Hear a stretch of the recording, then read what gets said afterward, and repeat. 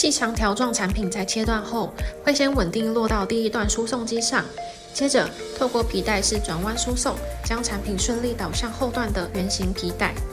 中间输送段利用速度差设计，自动拉开产品间距，让后段包装更稳定，也有效降低机械手臂空抓或重抓的情况。圆带式输送不仅结构简单，善用空间小，也特别适合与自动化设备衔接。